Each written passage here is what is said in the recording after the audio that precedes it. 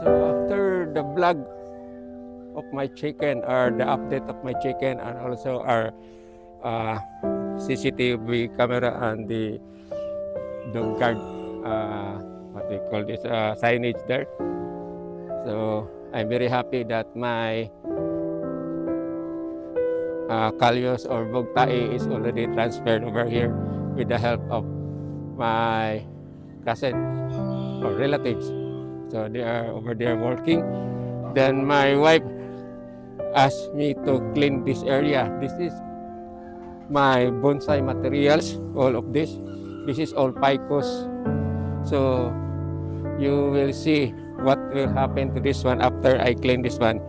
They are already big trunk. And by the way, this one is my what is called tamarind that died because of lack of water. So that is my tamarind that's already died. So I just put it down. Then I let my cousin pull up over this, bring this bugtay or kalyos over here. So this is already 100% sunlight.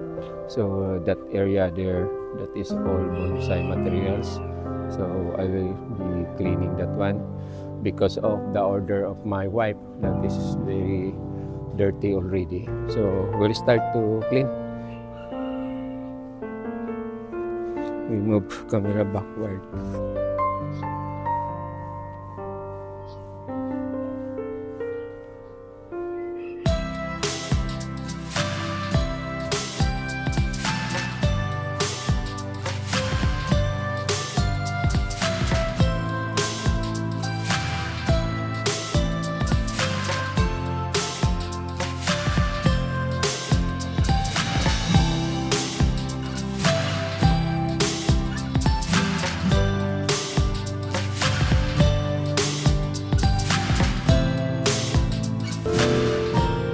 So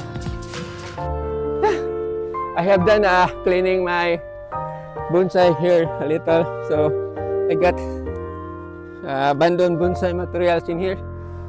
Then I just got some of the big bonsai materials here. So these are the two abandoned bonsai materials. So I just put it here and get my camera to show to you what I'm doing for this morning with the order of my wife. So these are the two bonsai materials that I got.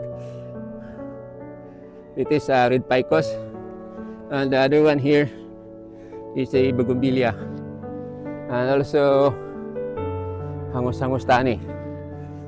That is picos bonsai material. I cut it down. So the problem is how to dig that. It's already penetrating in the ground. The other one here also picos. That is the top side. So it's very hard to get a problem. I get lost of my scissor. Here it is.